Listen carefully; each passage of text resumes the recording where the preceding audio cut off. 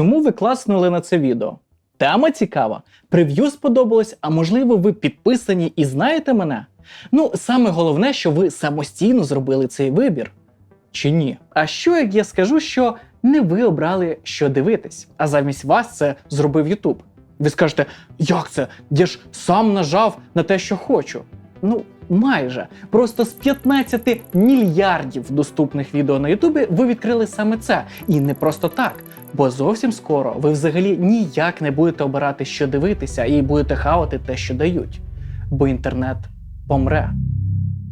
Воу-воу, оце так драматизму навалив за перші 30 секунд. Спасайте iPad-кідів, в них вже серцевий приступ. Ну, якщо серйозно, я думаю, ви чули про теорію мертвого інтернету. На цю тему тільки лінивий не записав відео. Один я чекаю, поки за мене все зробить штучний інтелект. Ну що там по відео, голова? Да, поработиш, а поки поработай. Пиво мені згенеруй. А відкрити? Я думаю, штучний інтелект мене пороботить першого, але не про це зараз. І так, повернімося на самий початок. Чи знаєте ви, як насправді працюють алгоритми? Чому інтернет має померти? Який об'єм всього інтернету? Та що таке теорія мертвого інтернету насправді? Ну, поїхали. Стоп, поїхали? Куди поїхали? На що взагалі кудись їхати? Зміна кадра.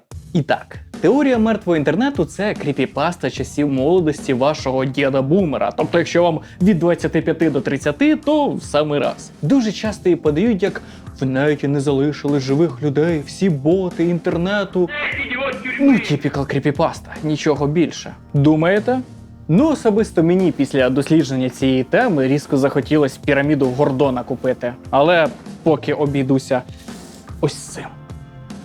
На жаль, оригінальний пост, який вперше засвітився на Wizard.chan, це її міжборд для незайманих 30-річних, я не жартую, я не зміг знайти, бо цього поста просто не існує.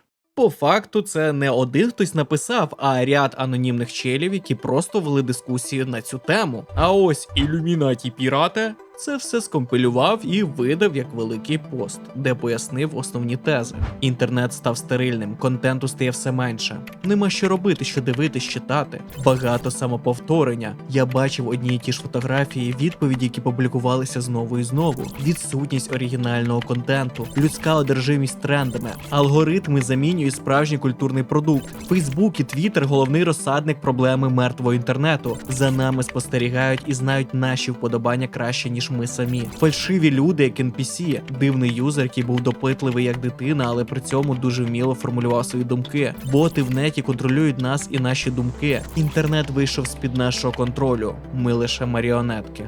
Якщо просто без контексту дивитись на цей список, то він може здатися бред-бредом. Але після того, як ми розберемо кожен пункт, б'юся в заклад, що до кінця відео ви зміните свою думку.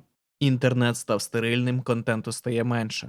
Взагалі, дивна теза на перший погляд. Ви просто гляньте на кількість інформації навколо. Кожного дня публікуються десятки тисяч постів, статей, відео, що завгодно. Інтернет стає масштабнішим. І от мені стало цікаво, який взагалі об'єм всього інтернету?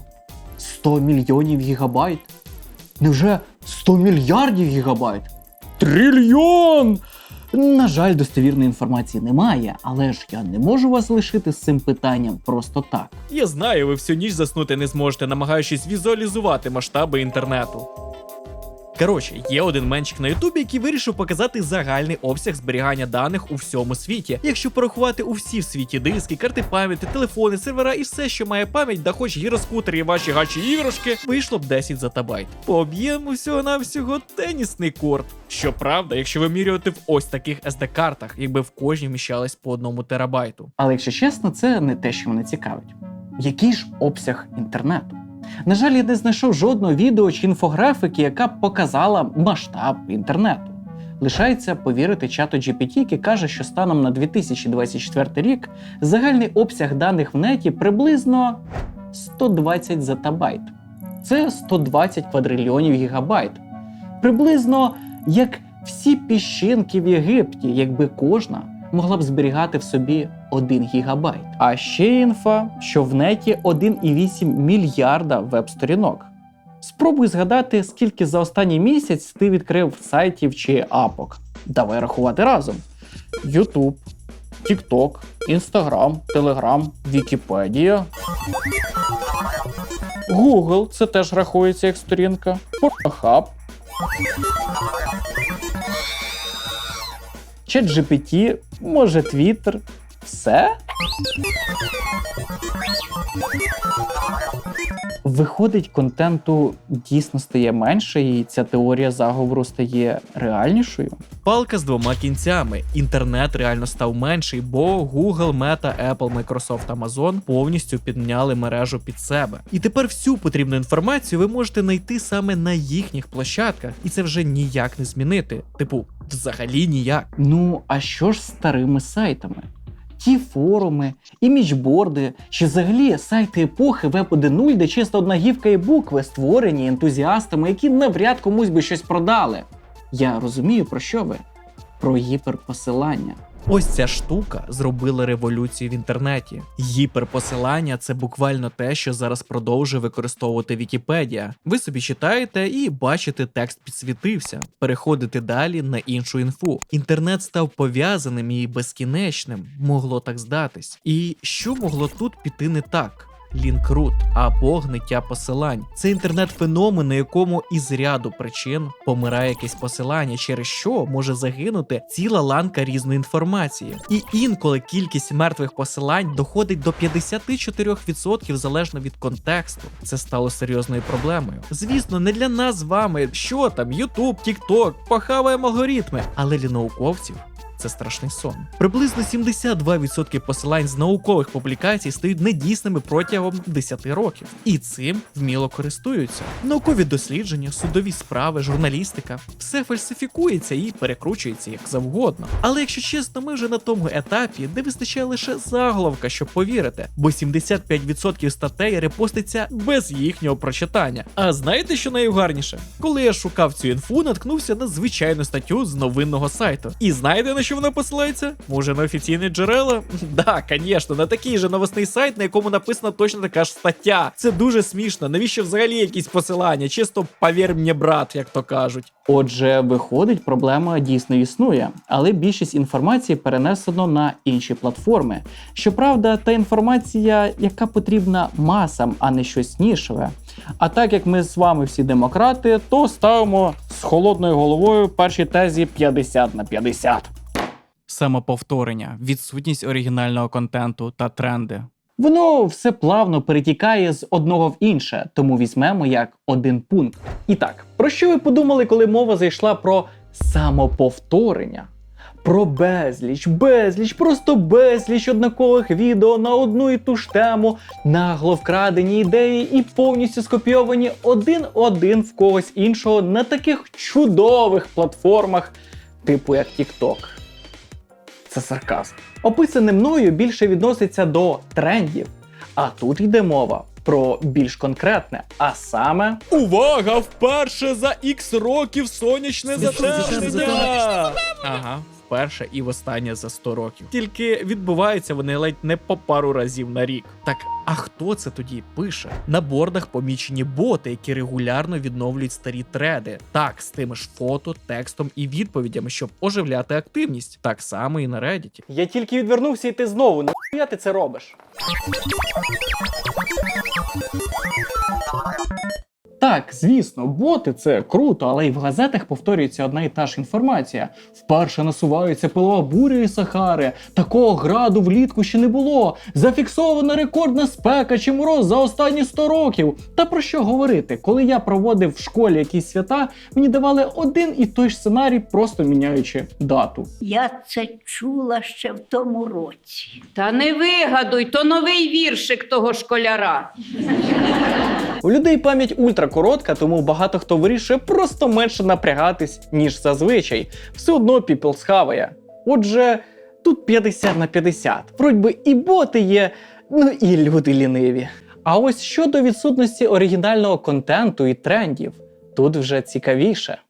зайдемо зі сторони ностальгії. Здавалося, закинутих руїн сотнями вебсайтів та іншого контенту. Ви тільки собі уявіть, скільки потрібно було докласти зусиль, щоб створити аудіовізуальний контент. Не просто створити, а залити його в сеть.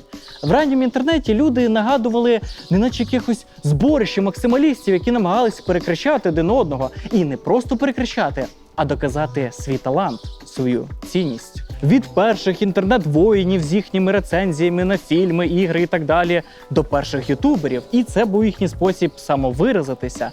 Щоправда, звісно, були генії, але і адеквати ще вистачало. Поріг входу був дуже високий. Камера, мікрофон, навчитись це все налаштовувати, зводити. А зараз що? Поставив телефон і знімаєш. Нічого складного, тепер в кожного є доступ до інтернету. Але хто міг подумати, що це могло перерости в проблему?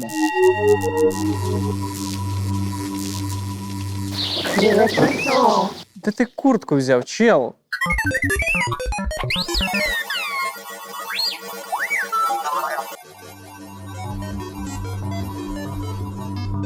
Куртка класна, так.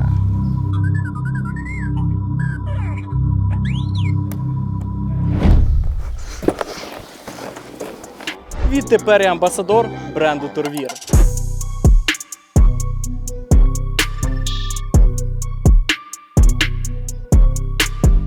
Знаєте, я не купую брендований одяг через те, що ти ходиш, неначе рекламний банер, і завжди намагався вибирати одяг без будь-якого лого. Але Турвір – це виняток.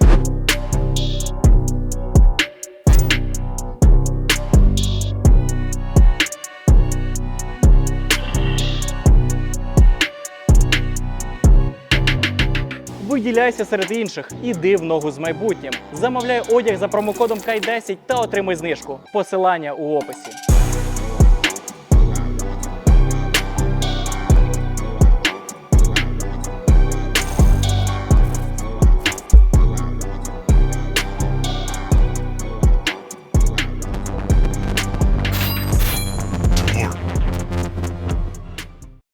І так, в годину тільки на YouTube загружається понад 500 годин відео. Якщо раніше була конкуренція по таланту, тепер це алгоритм і фарт. Про це чуть пізніше. Зараз усі надто боягузливі, щоб мати свою думку, тому вони просто копіюють тих, хто їм подобається. Вони більш схильні слідувати трендам і говорити те, що казали інші. Боюся, що тіпи на форумі, які це писали, навіть не уявляли, наскільки вони будуть праві. Люди готові годинами дивитися, як хтось на вулиці підходить до перехожих і щось питає в них. Навіть не потрібно вашої думки як блогера. Навіть пранки колись було складніше реалізувати. Зараз просто треба тригер-тема, і ти буквально лутаєш бабки з повітря. Ти можеш бути максимально нецікавим, не творчим, не старатись. Все, що тобі потрібно, це телефон. І люди на цьому кар'єру будують. Он Ніколас Карма аж співати почав. Тільки жалко, що нікому співалки не треба.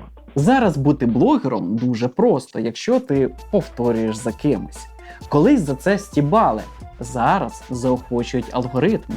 Більшість блогерів говорять порожньо, відкривають рот без слів. Вода без душі. І, на жаль, на Укрконтенті це відбилося дуже і дуже сильно. Від початку повномасштабки ми відкотилися у розвитку контенту на років так 5-7 назад. Я на стріму передивився більше 500 популярних каналів українською, з яких десь 40% закинули. 10 з них це якісний контент на різний вік для дітей, для молоді, десь для старших, але інша половина це просто щось з чимось. Якщо зарубіжні юзери давним-давно навчились не вестись на клікбейт, то в нас чомусь абсолютно норм такі прев'ю. Зарубіжний ютуб тяжіє до абстрактної назви теми, бо якщо ви відео називаєте ось так, то походу вам за 40 і ви щас будете пасту з Вікіпедії переповідати. І я вже це прохавав, тому і веду інші канали, де розумію, як правильно подати, щоб зібрати перегляди. До речі, підпишіться на новий канал Шушунчик, там айсберг по GTA Vice City вийшов. Прям супер якісний, і взагалі там буде контент по іграх. Той, який би тут мав виходити і про DLC до цих відео, і про флеш-ігри, і про моди. Коротше, вообще пісня, підпишіться. Отже, ми зараз завісли між щирістю, де намагаються робити як можуть, і постіронією, до якої ще дуже далеко. Бо даже етап іронії Укртуб ще не пройшов. Так що цьому пункту ставимо аж 2 штампа підтверджено. Здавалося, що більша кількість контенту навпаки мала б виховувати, навчати культурі споживання, а користувач, в свою чергу, мав би ставати вимогливішим. Тільки де в цій логічній цепочці відбувся збій? Алгоритм. О, ти вже навчився нормально говорити. Бистро розвиваєшся. А ти будеш рекламу починаєш.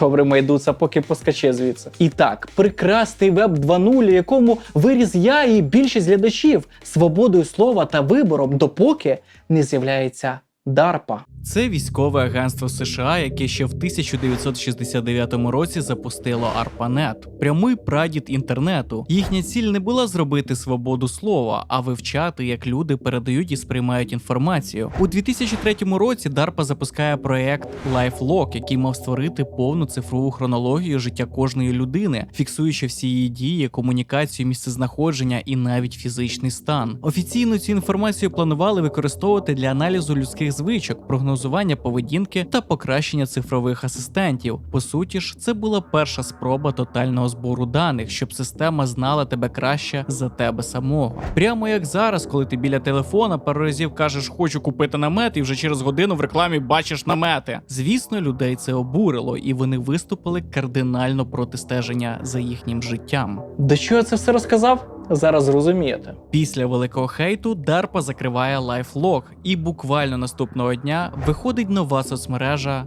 Facebook. Все, що DARPA хотіла зібрати, тепер збирається просто так, добровільно, під виглядом соцмережі. Ну, принаймні так вважають конспірологи. Facebook – один із перших, хто приніс формат підписки, і відтепер важко уявити життя без нього. Хоч мати доступ до музики? Плати бабки кожного місяця. Хочеш отримувати новини? Постав галочку під розсилкою. Хочеш дивитись улюбленого блогера? Підпишись на нього. Майже всі соцмережі працюють по такому принципу. Ти підписуєшся на того, хто тобі подобається, і ти починаєш слідкувати за його діяльністю. Прекрасно продуманий принцип інтернет-юзінга. Тільки насправді це вже давним-давно не так працює.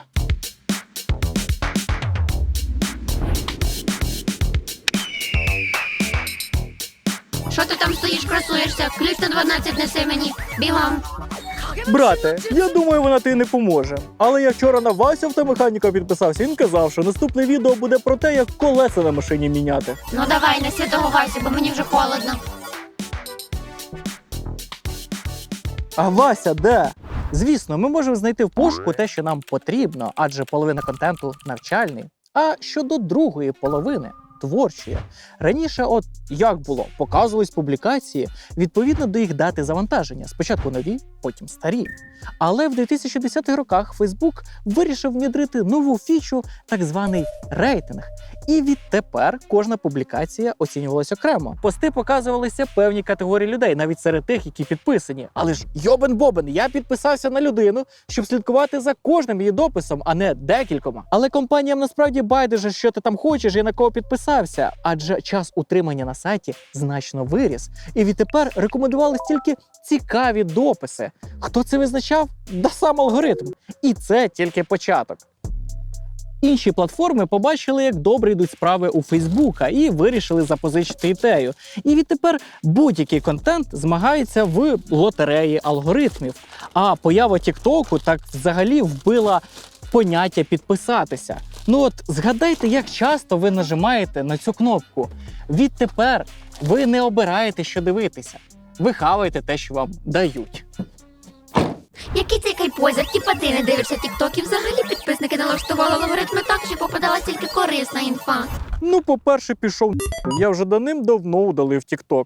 І я рілси дивлюсь. Ну, а по-друге, не наїбай мене, Джоні. Ти заходиш в TikTok не щоб працювати. Ми, відкриваючи будь-який додаток з короткими відео, споживаємо алгоритм серед алгоритмів. Тобто алгоритм зрозумів, що ви любите BMW, і тепер вам буде попадатися найпацанськіші відео серед самих пацанських. І здавалося б, це просто конкуренція. Да, але ймовірніше всього, ви не побачите так званий корисний контент. А той корисний, що був з усіх корисних найцікавіший. більшим. Навіть якщо у тебе майже мільярд підписників, як у мене, то цілком ймовірно, що ваше відео побачить лише ваша мама, бо вона зайде не через рекомендації, а через пошук. Ось, до прикладу, моє опитування в телеграм-каналі. До речі, підпишися, бо яйця всохнуть, де я запитую, як часто мої відео рекомендуються підписникам. Найбільше голосів набрала відповідь: інколи трапляється нове відео. З 333 голосів лише 34 проголосували кожне відео. І 35 ніколи.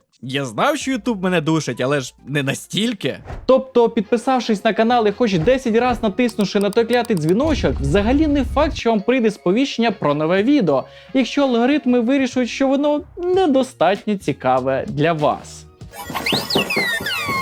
І я так думаю. Мене це теж турбує, але з цим нічого не зробити, тільки глядач може вершити долею. До речі, якщо вам цікаво, що трапилось з моїм каналом, ви можете почитати оцей пост в моєму телеграм-каналі.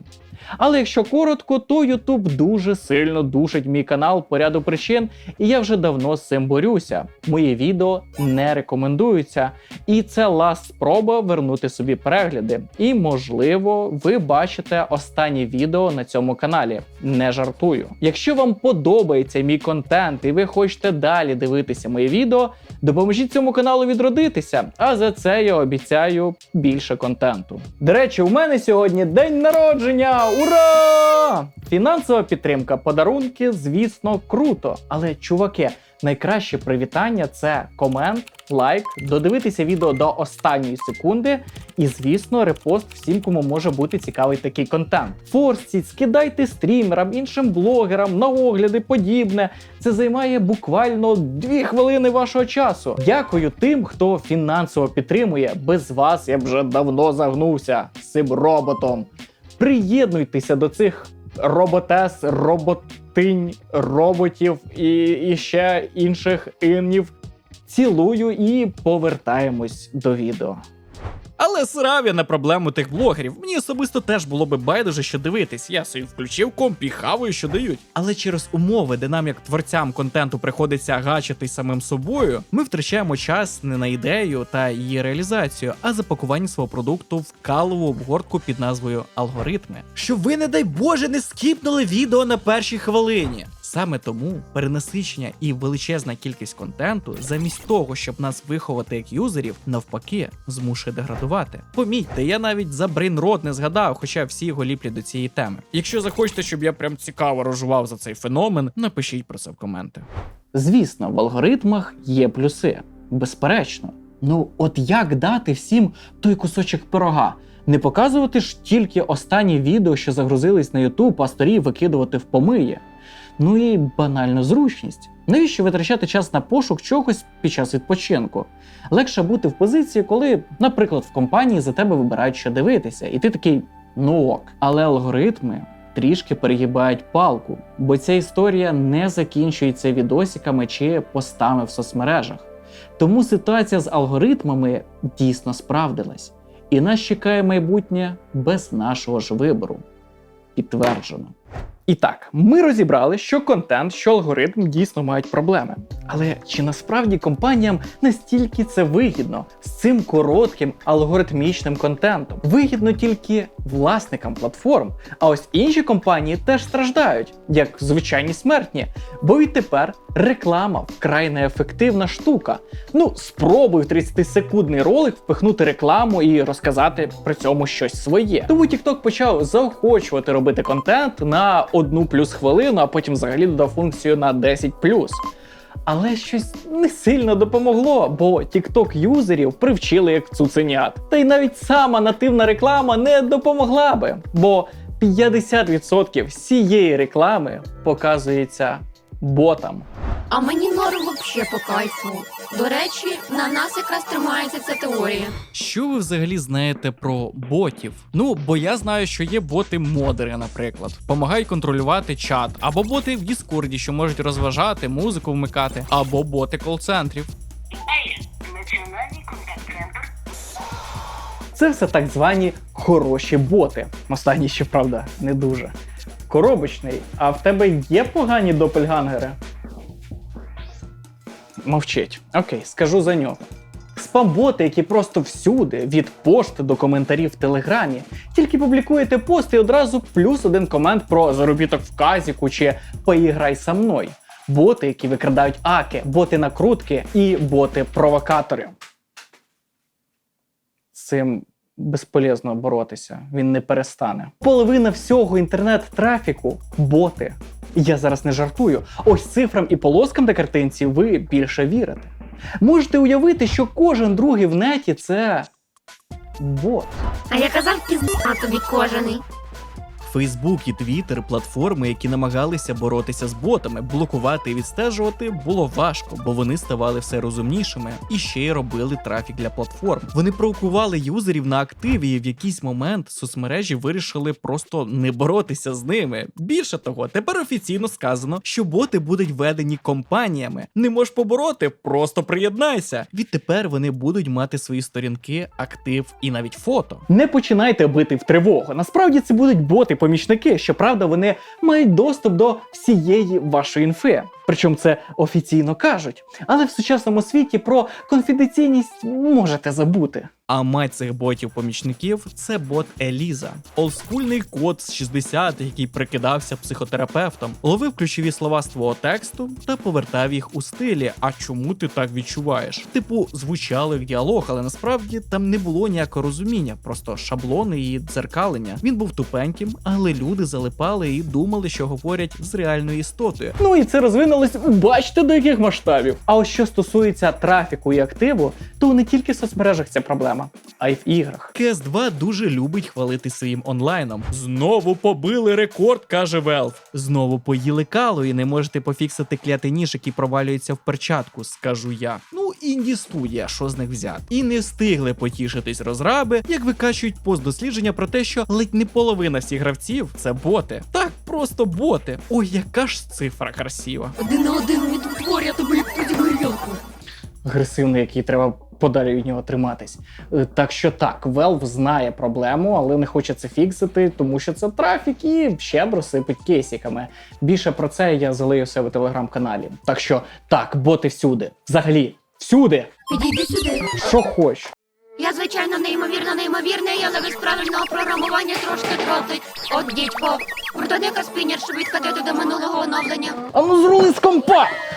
Тут без Go iTunes не обійтись. Хто не в курсі, це онлайн-академія для дітей і підлітків від 5 до 17 років, де вчать не просто IT, а як з нуля створити щось своє – гру, сайт, дизайн або навіть бота. Для молодших є навчання програмування через гру. Створюй свої перші анімації та прості ігри, будуй світи в Майнкрафт, роби власні 3D-проекти в Roblox, які потім реально можна продати. Для старших серйозніше, вчись створювати сайти з нуля. Працюй у Figma, створюй мобільні додатки, розробляй ігри на Unity та вивчай Python з нуля. А ще купа різних міні-курсів, в тому числі в якому вивчатимеш шиї. Go iTunes – це місце, де діти реально вчаться творити. Якщо у тебе є брат, сестра, племінник і при цьому це typical iPad Kids, Просто покажи йому Go iTunes, краще хай сам зробить гру. Або ж такого робота.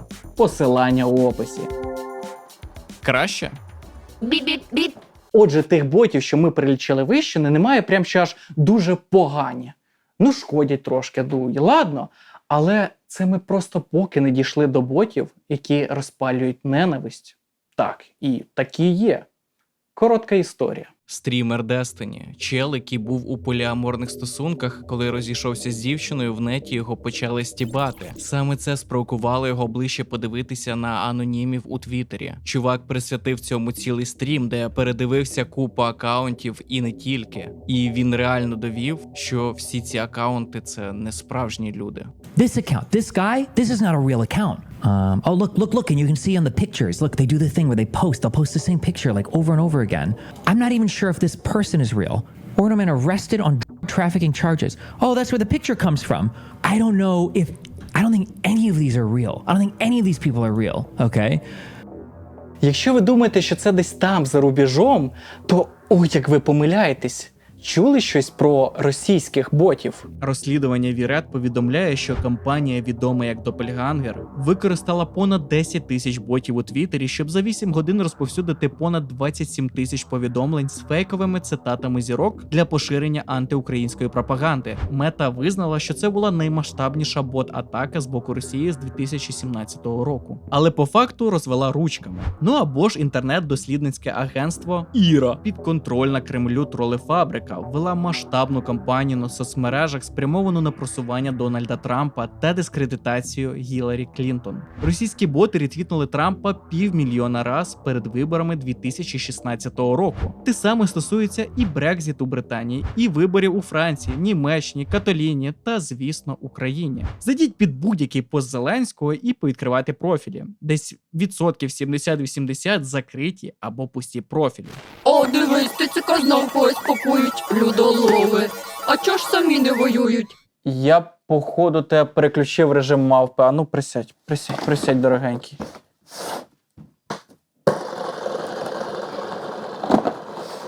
Все, краще? Що там з відосом? Краще. Патріотичний аккаунт з гербом України на Аві. Кожного дня публікують по 4-6 відео лише про зрадоньку, який зялібаба поганий, що всіх на світі бусифікували. Таких хаків багато. Все, дякую, іди собі. Я буду в соло вигрібати, щоб посмів сказати, що це ІПСО, бо людям важко фактчекнути. Дивіться, проблема незаконної мобілізації, звісно, є. І, звісно, були випадки порушення і ненормальної поведінки, які офіційно було підтверджено і велося розслідування, і сподіваюся, що всіх покарають по закону. Але цього набагато менше, ніж подається навіть в нашому ЗМІ. Для багатьох це зараз тригер. Люди подивились, емоцію отримали та потім стають хворі на голову і записують сторіси, де призивають вбивати своїх громадян. Нагадую, військових, у більшості яких є УБД і через поранення чи через проблеми з здоров'ям змушені працювати в тій тиловій частині, у яку прийшов наказ. Тому наступний раз, як натрапите на такий відос в Тіктосі чи в Фейсбуці, ви хоча б аккаунт перевіряйте. Я вже про інше мовчу. Ох, і багато тут буде дізлайків. Зато коменти попруть. Отже, боти дійсно вміють контролювати вами, вашими думками і вашими емоціями. Пацани з університету Цюриха вирішили запустити експеримент. Створили понад 100 ботів на Reddit, які виглядали як звичайні юзери. І постили відповідали в тредах, типу нічого підозрілого. Усе це в рамках академічного дослідження, щоб подивитись, як шиї може впливати на дискусії. Звісно, тут постало питання етики, але результати були просто ошалеть. Суть у тому, що коментарі від персоналізованих ботів штучним інтелектом у 6 разів переконливіші, ніж коментарі від пересічного користувача. Боти майже завжди не просто вигравали дискусію, а ще й переконували супротивника в його неправоті. І випадкова людина навіть не знала, що сперечається з ботом. Це щодо фальшивих людей у статті, яку ми розбираємо. Хоча автор більше говорить про те, що багато політиків, акторів і інших несправжні, і все тоді фейки. Ну як несправжні? Ось ця інтернет-блогерка справжня ж? Да? Точно? Як несправжня? Фул АІ? Якщо ви дасте достатньо активу, я в наступному відео розкажу і про АІ, і про BrainRot, і про Veo 3.0. А ти, внучок, вже підписався на Кая, Кайвая і Шушунчика. І, звісно, про цю панянку. Підтверджено. Так що виходить, що теорія мертвого інтернету – це зовсім то і не теорія?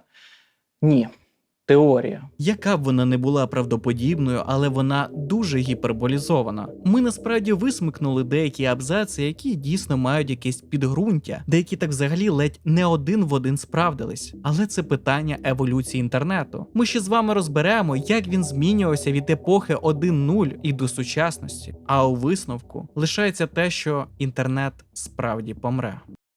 Тільки інтернет 2.0 – саме той зручний для мене і, можливо, для вас інтернет, в якому... Я сам створюю контент, я сам обираю, з ким спілкуватись, я сам переписуюсь із живими людьми, я сам граю в ігри проти живих людей і, звісно, я сам обираю, що мені дивитись. На жаль, кнопка підписатися скоро помре, і ми підемо в іншу епоху, де буде неважливо, хто говорить, наскільки харизматично це робить автор, наскільки він старається. Ми Ми всі будемо дивитись і споживати тільки те, що вибере алгоритм, те, що він повважає для нас кращим. Це, на жаль, не можна побороти. Масовому глядачеві це не донести, але можна принаймні боротись. Оберіть для себе одного улюбленого блогера, це не обов'язково я, якщо що, і підтримуйте його. Зробіть кнопку підписатися активною на Патреоні чи іншій платформі, де можете підтримати фінансово за контент. Повірте, це повноцінна і дуже складна робота. Подякуйте за те, що ви щось нове дізнались, чи вас, наприклад, це розважило. Слідкуйте цілеспрямовано за тим, хто вам подобається.